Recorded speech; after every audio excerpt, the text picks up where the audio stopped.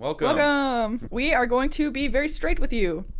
We lost a camera yesterday and have been dealing with insurance today, and we are both just in a place where, Just emotionally exhausted. yep, I think this is probably how people with so many children feel. Yeah. Well, I think And we it's were. just the loss of one camera I that's think doing we it to us. were under the impression that insurance was like a. What are the words I'm looking for? Like a trump card. Like, oh, if your stuff is destroyed, insurance will help you, and that you don't have to worry about it because Yeah. you're like, oh, it's okay. My tripod falls over. I have insurance. I've said that so many times. I hand my camera to children. They're like, oh, we have insurance. Yep. Well, it turns out Insurance is going to do the bare minimum, which I suppose kind of makes sense.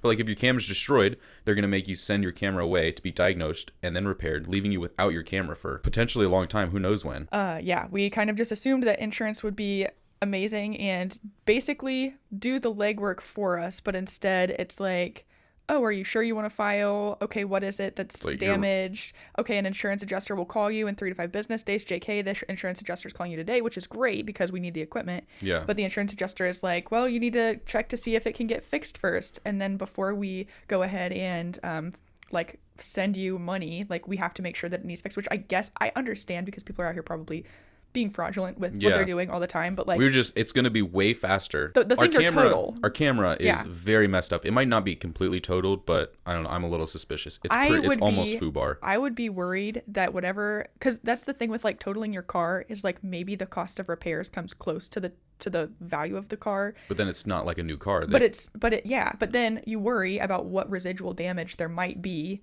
because a something company is just deciding to fix it instead of replace it. Yeah, and then deciding, oh, that isn't that damaged. We don't know. Yeah. So we broke a Sony camera, and there's only one company on our side of the United States there's only one place we're allowed to send the camera for repairs. Yep. And it could be reputable, I don't know, but it makes me nervous to just send it away and have someone fix it, and then maybe a problem down the line. So we're not sure if it's going to be totally totaled or if it's going to be fixable. We are just in this weird limbo space where it doesn't seem like insurance is helping us. Yeah.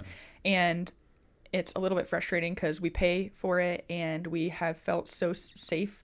Like we felt very safe because of it. And we're just finding out that it's just like, obviously they're going to do what they can to not have to pay as much as they will need to. Like it's obvious that they're going to do the bare minimum, and it's just frustrating. So we're both a little bit emotionally drained. Yesterday, it happened in the middle of a shoot when our camera fell off of a hill, off of a tripod, down the dirt hill on the rocks, and it smashed the screen, and the camera has a bowed bottom like base now, so it doesn't sit flat anymore. So that means that there's something internally wrong with it. It won't turn on, and when it does turn on, there are like these icky lines, and it just like corruption lines. It just is a bad scenario, and we were like right at the beginning of a shoot. Yeah. So we had to put on a brave face and continue the shoot like nothing was wrong, because it was also for a big company. So we just, we were not able to really process it yesterday. We just were like, we'll call insurance. And then we called insurance and left them a message because it ended up being later that we were able to contact them. And then today when they got back with us, we're just finding out it's going to be a lot more work on our end than we were hoping for. Well, I think the most frustrating part is that we don't know how long it's going to take to fix something, whereas B&H could give us a new camera in 2 days. Yep. And 2 days we could have a new camera and it could be put in work, but insurance wants us to repair the camera, which could they take might weeks want us a to month. repair it. That's the thing. Yeah. We're trying to remain positive and hopeful. And bless everyone's hearts, we're a little bit frustrated, and so we're just like asking lots of questions. And yeah, my fingers are crossed. We'll keep you updated. And in the event we all are boycotting insurance together, we'll let you know. But this week is a little bit different.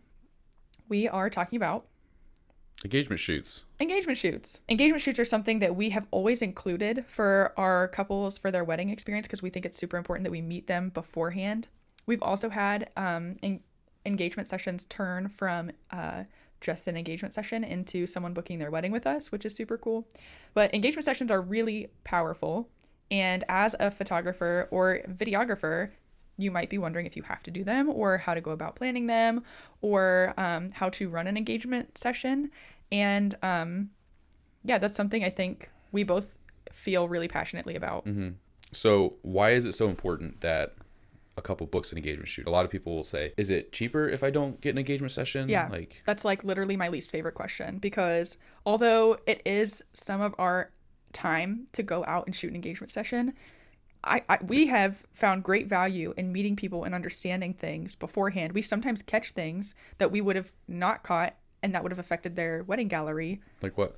Like we had a bride who had surgery on her pinky finger. Okay. And it was in her engagement session that we had the time to talk through insecurities and angles. And she let me know as I was taking a picture of her hand, oh, by the way, I'm really self-conscious about my hand. My finger is kind of crooked. Do you mind just like not photographing my hand or trying to make it look a little bit less like my pinky's messed up? And we had time. We talked through it. And that was something I was able to learn how to photograph during her session so that she's happy and I'm able to take pictures of her. It was on her left hand, so it was her right hand. Yeah.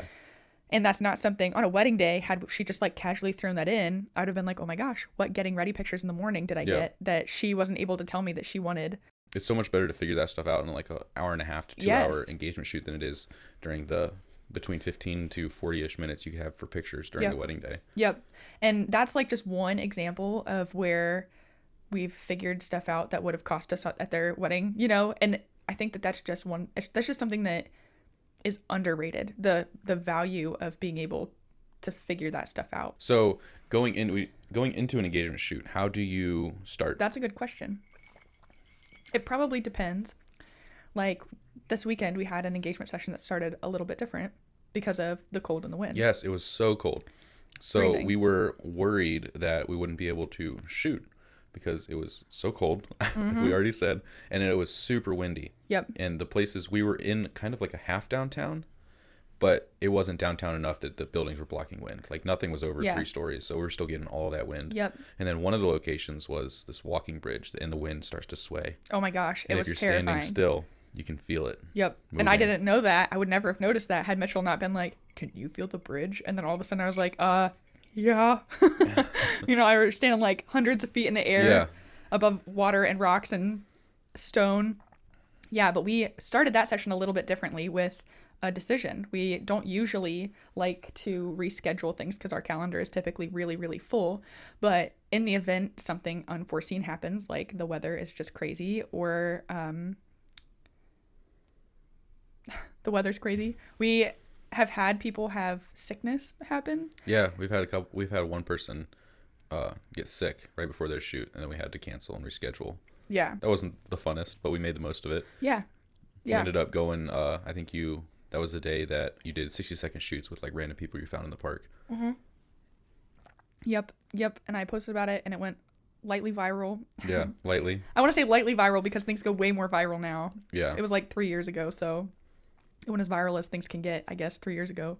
But that's been like kind of a weird case. So weather-related issues, usually we identify those the week of the session. So typically for the week coming up, I on like Sunday or Saturday night even will like look at the weather for the week and I will email sessions and like, hey, happy session week. And then talk about the weather if the weather's a factor. If it's going to be beautiful, I say it's going to be beautiful. If it's going to be potentially rainy, I talk about what it's going to look like in the event it does rain. For this past session specifically that had the issues with the weather, I was like, I looked at it, the weather forecast said mid-40s, partially sunny, and I was like, sick, that sounds great. So, and that was for the evening. The morning and the afternoon was supposed to be like just cloudy, overcast. And what ended up happening, so I told him it was beautiful. And then what ended up happening was we got outside in the morning. We're like, ooh, this is colder than I thought it would be. Yeah. And then we got to the town where we were doing the session and it just was super freezing cold. Yeah. And the bride texted us and she was like, if you guys want to go inside at any point, do pictures inside. Oh, yeah. Find an indoor location, which is something you definitely have to plan for. Yeah. Especially after most things close, like about 5 or 6. The only place open is restaurants, and you can't just crash a restaurant. Yeah, restaurants sometimes don't like that. So, so we got out of the car, and I was like, we were walking around, and as we're walking around, it's like dreary. Yeah. It's cold. Our hands are going numb when they're outside of our pockets. Yeah, it's not like there's like those kinds of sessions. There's like a love-hate relationship with sessions like that because part of you hates them because of the temperature and the cold and the discomfort. And then another part of you loves that because there's so many less people out than there would be in like a downtown scenario. And then you have downtown essentially to yourself, kind of, as much as you can in like a downtown city. So we walked around for about an hour planning, looking for somewhere inside. If we could just like even have a quick break inside that would be able to help us warm up halfway through our session, then that would be awesome. But when we were looking around, we were finding that everywhere was closed, and we would end up having to either go deeper into Columbus to potentially be able to photograph in like a hotel or a bar or something, or we would have to just brave the cold. And so we started the session with, do you want to go downtown, and while we're on the drive down, I can lightly scout, call places, and see where we can get inside. Or we can do the session outside here and just be okay with being cold. Or we can reschedule. Like, usually I don't offer rescheduling the day of, because we're good enough planners that doesn't happen. Yep. And then they had come from 2 hours away. So that was like the last resort option. Like, they probably would not have gone for that. Yeah. And they looked at each other and were like, I don't know. What do you think? And being the professionals, you know, they look at us. Yeah. So we were like, well, I don't really want to be out in it. It's so cold. But also, you know, like, you're here, you look great, and they like planned a whole date day around it. So like, I want to get them done today if we can. Yeah. So I just was like, you know what? Let's do 15 minutes and see how we feel. Yep. And then 15 led to 30, 30 led to an hour. And then all of a sudden we're in the middle of the shoot and we're like, well, this is obviously happening today. Yep. And so we just went with it, and it ended up turning great. It always gets warmer at the end of those super cold sessions. Yeah. Well, it did, especially because the sun came out. Yeah. At the end of it, which went from overcast to sunny. Which is always a good way to end. Yeah. End with sunset. It sucks when you have like sun earlier in the day and then it's overcast for sunset to the point where you can't see the sunset. Yeah. We started that session a little differently than we would normally start a session. But typically, the session starts, I don't want to say it because it sounds kind of dumb and lame and cheesy, but it starts way before the session actually starts. So like I said, like the beginning of the week of the session, or the week before, just kind of depending on how early it is in the week, I send out an email that's like, hey, I'm excited to see you. This is what the weather looks like. This is how parking is. This is when we'll meet. Text me when you get there. And so I send that out, and then typically we get to engagement session locations early in order to just make sure everything's looking the same. Although you go to the same place sometimes a few times a year or sometimes a few times a month, it can be different. Groups of people in different spots. Maybe someone's occupying a spot that you use a lot, like or stuff like that. We had a session one time at a garden. Yes. And the garden was closed to the public for a ticketed event, like a VIP event, and they didn't say anything on any other public forum. So nothing there was on their website. Of photographers wandering around the outside and scrambling for new places to shoot. Yep. So just getting there early to be able to identify errors in the location schedule that they haven't maybe announced, or just to identify potential problems, or at least just like rescout is huge. So you can like make sure you're doing the most efficient job possible. So a lot of times we get there early, just make sure everything looks fine. And then we wait for the couple. Yeah. And in the instance of this past weekend, it was really good we got there early because we were able to talk through some strategy. We were able to feel out the cold a little bit. But we went straight from scouting to, oh my gosh, we see them like, I hadn't even formatted my SD cards yet. I was planning on doing that in the like 15 minutes we had budgeted, but they were like all of a sudden there, and I was like, oh crud. So we had to like move a little bit faster. So how do you start? What's the first thing you do? Hi, I'm Caitlin. That's what I say. I mean more than that. Like how do you start the session? Okay, well, a lot of the time, and I'm sure other photographers like kind of understand this, you want to make sure that people are comfortable. And the first element of establishing comfort, I believe, is doing some really guided formal poses. They want you, a lot of the time, unless they're models, they want you to tell them exactly what to do, where to look, what to do with their hands, how much to smile. Like, they want everything. Because most people don't have any experience. Like, to us, it seems mundane. We're like, yeah, we'll just do what we always do. But to them, this is a brand new experience. Yep. Most of the time. Some people have pictures taken. But this is like a brand new experience for them, and they're nervous, and they don't know what to do. They think... Yeah. A lot of people think it's their responsibility to pose themselves. Yes. Or they...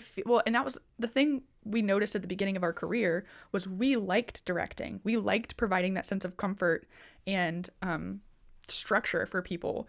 And we realized really fast that people just did not anticipate us being able to direct at the like $1,000 price point that we were when we started. Like, wait a minute, you're not just a camera on a tripod. Yeah.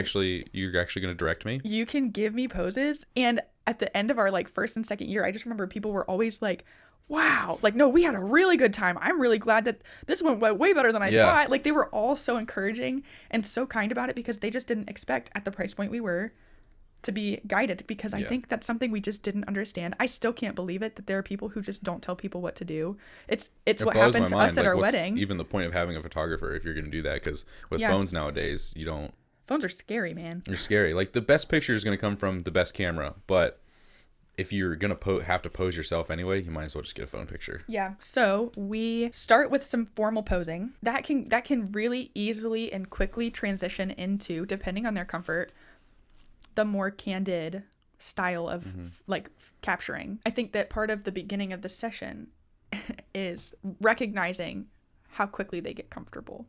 So like if at first they are really stiff and they need a lot of direction and support, you can give that to them. But then if you are like, all right, now look at each other, and they look at each other, and then maybe he gives her a kiss on the forehead and she just like takes in that kiss, and then all of a sudden they like do like cute little nose boop or something, you're like, okay, they're ready for more. Whereas like sometimes you say look at each other and they're like and they look at each other and they look back at you like, was that good? Like Yeah. they're just like so many different kinds of people, that part of starting your session is going into the formal poses and then using that as a chance to recognize where the people are so that you can help better like meet them when you're directing them and guiding them in a way that's more comfortable for them, I think is what I'm saying. But what was your other question? I'm ready. How do you pick the starting location? Like, how do you pick the background or which direction you're facing? Like, what kind of goes into that thought process? Dude, this is going to be like a 5-hour long podcast if I go into like lighting and location. Give me 30 seconds Of lighting? of lighting, of location. Like, how do you pick where you start? Bro. Okay, so the first thing is a lot of times when the sun is out, there are two different scenarios that you're going to have. There's sun and there's clouds. And if you are being blocked by some type of building, or like downtown, there's no sun, that kind of counts as clouds. So in the sun, most of the time you don't want to, if you're starting out with formal poses, like you especially don't want people to be super squinty, because that's going to lead to just like a kind of weird experience for them. Like maybe they can work through some modelly open your eyes with the sun literally blasting them, like kind of thing. But a lot of the time you don't want to start there. So a lot of times like backs are to the sun in like a sun situation. In clouds, you look at the part of the sky that provides the most light. So for really, really cloudy days, that can vary. There can be like a really dense amount of clouds over here and then a really light amount of clouds on the other side of the sky. And it kind of doesn't matter where the sun is sometimes in those situations. Like you just kind of have to find, based on where like some extra shadows are, where the sun is, and then point your clients in the direction of that light source. So Yeah, that might be really hard to explain. It kind of sounds like you want your client, as long as the lighting isn't hard, with like hard edges pointed towards the brightest point in the sky. Yeah. In a cloudy scenario, you definitely like point them toward the sun or toward the brightest portion of the sky. Okay, so what do you do in direct sunlight when you don't have any shade? Yeah, direct sunlight. I feel like that could be its own podcast. We need to write that down. Okay. But in direct sunlight, a lot of the time, you can either be really model-esque about it or documentary and kind of be wherever. Or if you're trying to get those really clean lit, like beautiful portraits, a lot of the time I put people's backs to the sun. Backs to the sun. That was like the thing that my mentor taught me that absolutely changed the game for me. Because what's the difference between backs to the sun and faces to the sun? Well, back to the sun, there are some photography enthusiasts out there, not even going to call them professionals, who decide to get mad at photographers for blowing out the sky a little bit or whatever. Oh, that would be a good picture if I gave away those sessions that one year. Yeah. I like did 60-second mini sessions at the park, making the best of a day where bride and groom had to cancel on us, but we were already like an hour away from home. And I posted these pictures, and some dude, like I had so many positive comments, and some dude's like, these pictures would look good if the back wasn't all washed out. Yeah. Like, bro, I'm exposing for my subject. Yep. I don't expect you to understand. It's fine. Like, what? Okay. Like, nothing says good photo like raccoon eyes just because the sky's blue and not white. I don't care what the sky looks like. Like, half the time, we all know what the sky looks like. I'm trying to do the people justice. Yep. So, in most scenarios, I like back to the sun because you can kind of make the background separate from them a little bit more. You can it will blow itself out a little bit, like, and that's fine to an extent. I feel like that's fine. But also you don't have to worry about people squinting, or a lot of our clients one of them has blue eyes, like blue eyes central, and I get it. I feel like I know for a fact I have permanent sun damage because I'm looking at the sun all the time because people's backs are to the sun. But back to the sun so that people aren't squinty, and to kind of like get a really nice separation between back and that's like full sun. Like in full sun, when you don't have many options, back to the sun. But the idea would be like to be close enough to something, a tree line, some flowers, some structures that you can kind of like fill in the background with those structures so that way they're not just like up against the sky. Like that's going to help. There's so many things that go into it, but that's kind of like what I do when I like go somewhere new. I look at where the sun is. I assume their backs are going to be toward it. And I start looking for a background where their backs can be to the sun that is interesting to me, or that's beautiful, or does the location justice. If that makes sense. Yeah. So then after, let's say once everyone's comfortable, where do you go from there? Well, then we get to start doing some movement. So a lot of times, and by a lot of times, I mean every of the times, I send them a guide before their session that has questions in it. And some of the questions are like, tell me about your relationship, so that I can get some, like if they're like romantic and elegant, then I know that that's a completely different session than people who are like goofy, unique, crazy, you know? So I send them a guide that has some questions in it like that, and then also has a question in it about their comfort level. So what is your level of comfort with PDA? Because that is 99% of what I'm going to capture. Yeah, literally, this is all about PDA. Or at least it's your relationship. And there are things we can do that are very much way lower on the PDA spectrum. Yeah. But holding hands is still PDA. Yeah, but at the end of the day, it's your relationship that I'm trying to capture. And unless we plan something like a coffee date or a picnic or something, like you're going to want to do something with each other that looks interesting in order to make the picture interesting. So I have a question about comfort level, and then I have another question about how they feel about lifts. So we have had some couples where I am unsure about whether or not they should lift each other. For example, we had a groom. It was our very first wedding, who was absolutely plastered, and we didn't realize it. We asked him to lift his bride. He was like, I can do it. And we were like, okay, only if you're sure, man. Like, it was just more like, you could do a lift. And he was like, I can do a lift. And then we were like, yeah. And then he was like, yeah. And then he picked her up, and then he dropped her. Ew. They both fell to the ground. Yeah. And although it wasn't a bad experience, because he was drunk, so he was great. He got up. He was fine. But that kind of has, I think, influenced us a little bit, and I can be, unless I know for a fact, or at least it's glaringly obvious that there is lift potential there, I'll kind of steer clear of it unless they say otherwise. Or that's what I used to do, and now I have it as a question in the questionnaire where they can tell me like, I do want to try a lift of some kind, because if the couple like isn't obvious that the groom can lift the bride, then but they still want to do it. It can be hard to ask because there's a chance that you don't want to make him feel bad because he couldn't do it. And Yep. we've had situations where the bride has been totally on board with it and the groom's like, I don't know.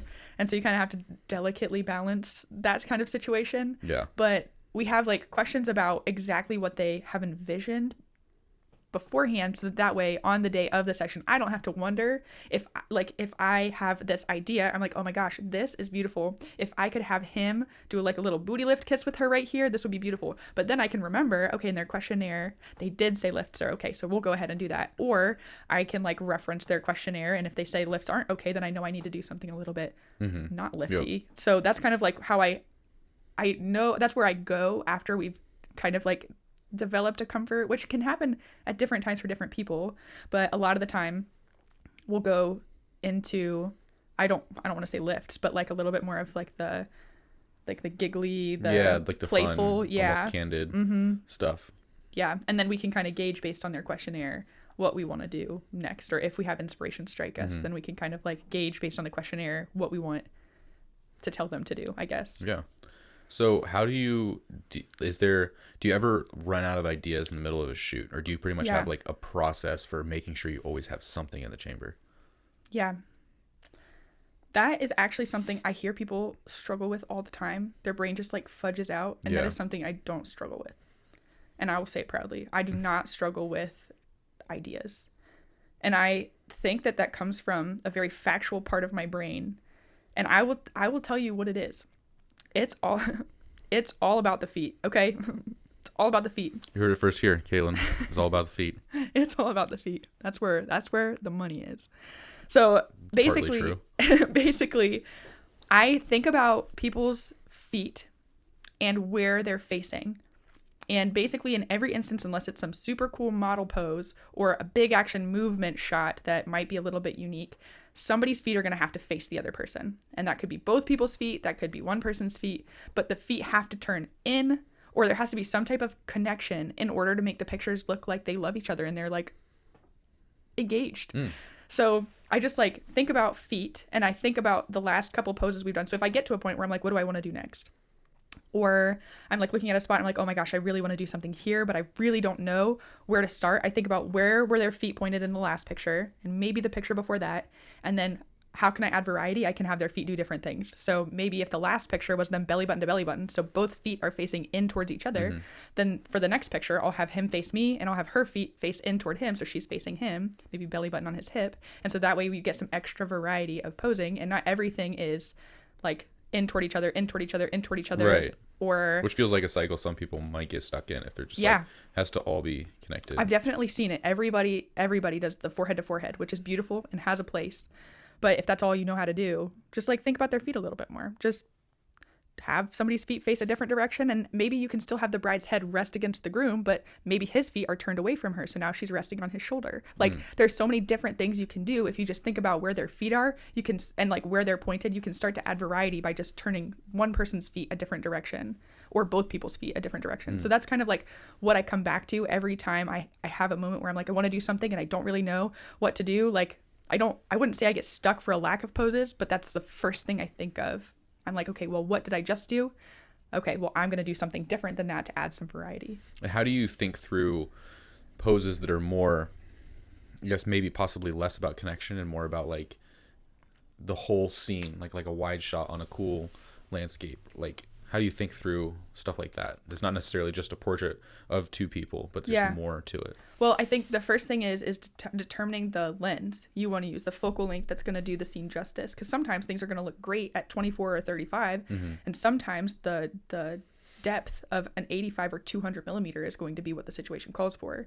So determining your focal length is going to be first. So how do you determine your focal length? Like, what are the major differences and why you choose each one? Well, if there is a lot going on in a little space and there are like things close to back behind them, then I think 50, 35, or sometimes 85 is fine. If there's like a lot going on right there. If you're like in a mountain or on a cliff, like let's say Hocking Hills, I did a lot of my 50, 85 because I liked the smashed compression of the rock. I just felt like the rocks, the woods, it just did it justice better to be compressed a little bit more. In some instances, I still used a lot of my 35 there, but I just, in situations where there's a lot going on, like your 35 is fine, I think.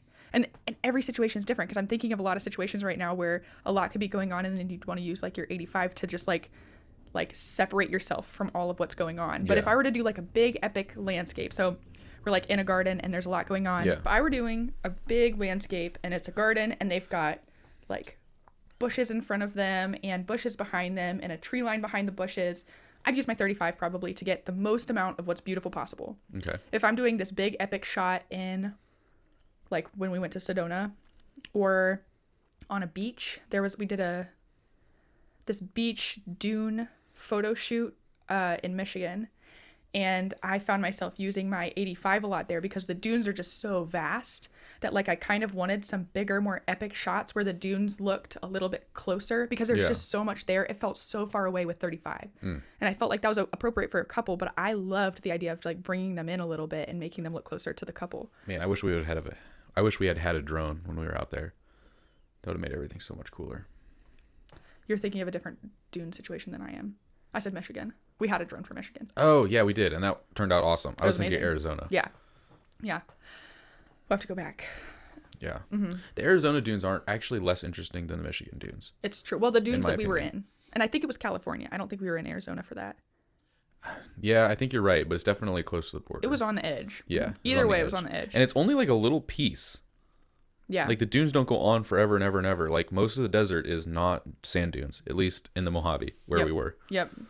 Well, maybe we're in a different spot, but like it was just this little tiny piece. We also were unwell, and we could not really. I couldn't stay awake for any amount of the trip. We were just driven to different locations and essentially like let out of the car to take pictures, and then we were put back in the car and then driven some more. Yeah.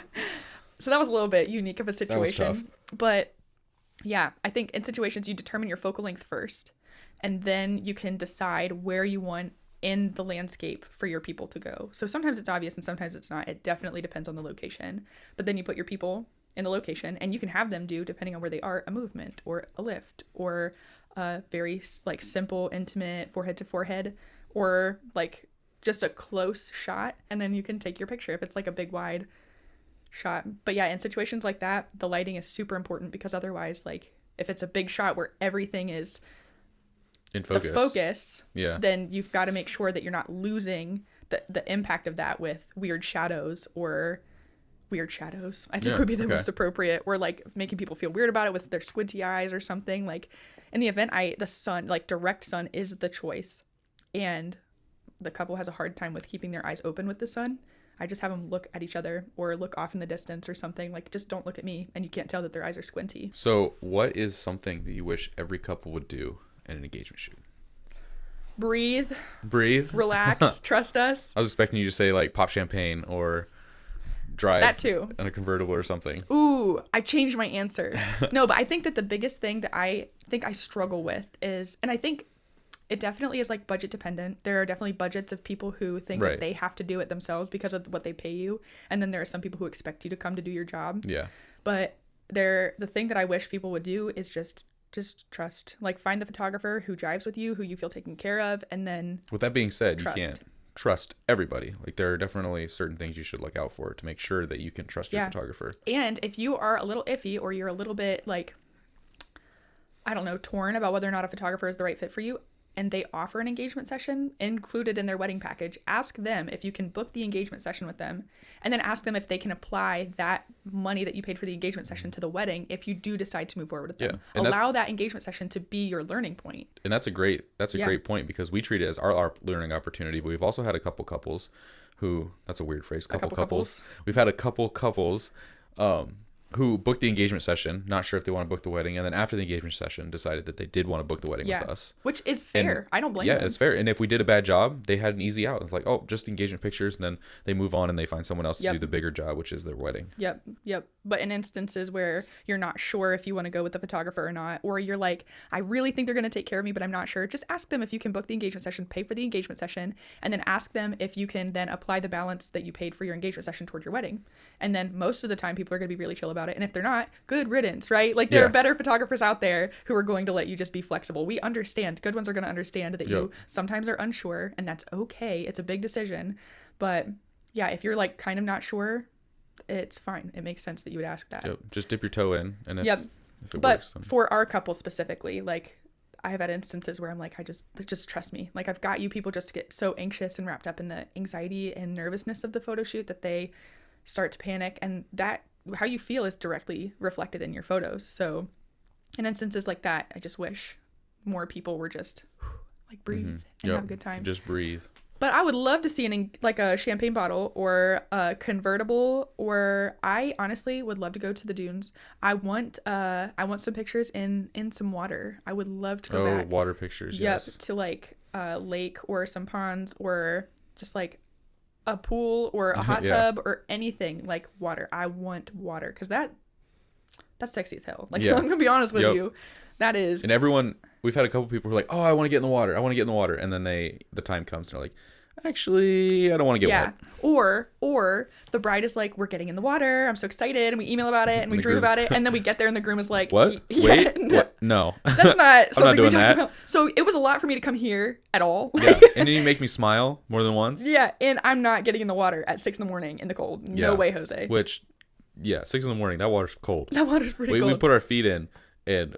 Whew, we're like, we don't want to get in. Yeah, we'll get in with you. We would have. Yeah, but the couple definitely didn't want to. That's the thing that I think more photographers just need to know is you cannot be the limiting factor here. Nope. Your job is to be creative and help the couple do the things that they want to do and to tell their story the best. And if you are uncomfortable easily, you need to work on that, because you're not going to be able to do people's story justice if you are the limiting factor. Yeah, like while you're shooting, your physical discomforts do not exist. Nope. You have to tough out. Short of like you stepping on a nail or something, you know? Aside from like obvious like actual injury. But like if the water's too cold, or if your hands are too cold during engagement session, or your back starts getting tired, or you're just tired and you need to sit down, like, too bad. If you need to do that, you need a different job, because or to condition. Yeah. Or like, just get in a little bit better shape. Go ahead. I would say an engagement session is usually not that big of a deal, but like especially on weddings days, like if you're not in shape enough to shoot a wedding day, you shouldn't be doing it, because you're doing your couple a disservice by not being able to stay on your feet. Little side note here. We were at a wedding and we were shooting video, and the photographers were probably 10 years older than us, 15 years older than us. Probably maybe. At least 15. But they were a little bit on the heavier side and they were women. And I have no shade toward anybody. But these two women in particular sat on the floor of the reception. The reception's happening around them. Yep, and it was a party. Like, we stayed busy the whole time. Like, there are definitely wedding receptions where... There are times to sit. Yeah. And that was not a time. They were sitting on the floor, absolutely exhausted, heads against the wall, like, resting against the wall, like, absolutely just unable. And then they'd walk into the reception room and, like, hold their camera up half-heartedly with one hand and, like, click, click, and then go sit back down. Just so that the couple remembers flashes. The click, click, yeah. Yeah. It was, yeah. If you're listening and you know who you are, shame on you. But also, if you are just not in the condition to shoot weddings or to stay up on your feet for 8 hours, don't offer 8 hours of coverage. Yeah, you know, so do what there you can are handle. other things you can do. Yeah, but be in the condition to give what you offer.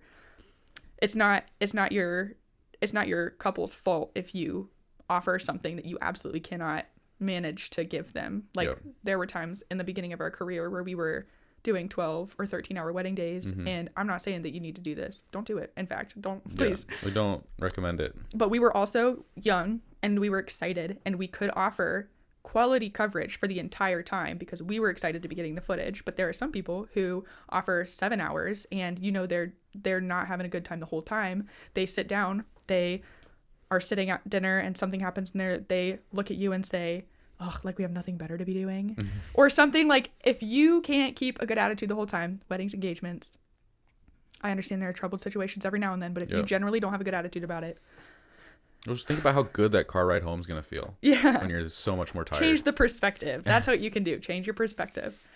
But for engagement sessions specifically, like, it's mostly important the cold to not be a limiting factor. Yeah. So for engagement sessions, the limiting physical, I would say. Usually the physical limitations on engagement sessions is the cold. Yeah. The heat is usually not an issue. It'd be an issue a couple of times, but the cold is more of an issue than the heat. And it's on your part. You don't have to look nice. Just dress for the weather. Get some nice touchscreen gloves. Double up your socks. Get a sweater on. Get a hat on, and you'll be fine. Yeah. And remember, it's temporary.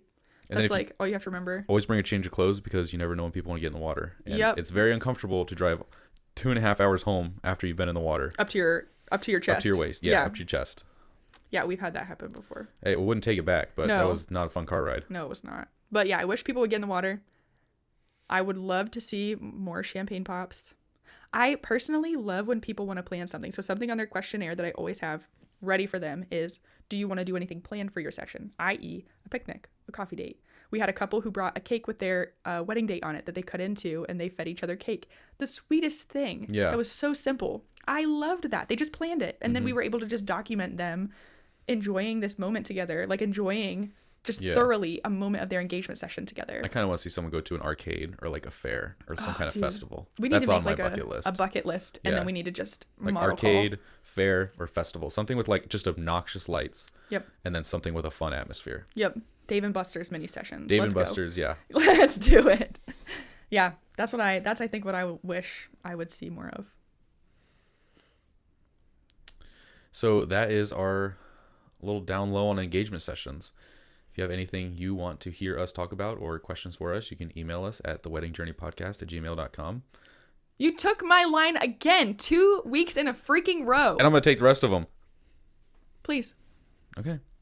Thanks for listening. We'll see you next time. You can message us at The Wedding Journey Podcast. You don't know your lines? Okay. This you is can message us ridiculous. at The Wedding Journey Podcast on Instagram. Yes. I was ready to say The Wedding Journey Podcast at gmail.com. Now you're flustered. And now I'm flustered. That's fine. Well, we'll see you next time, and thanks for listening. We'll see you. And Mitchell will know his lines next time. Yeah, I'll memorize them better. Okay. Bye, guys.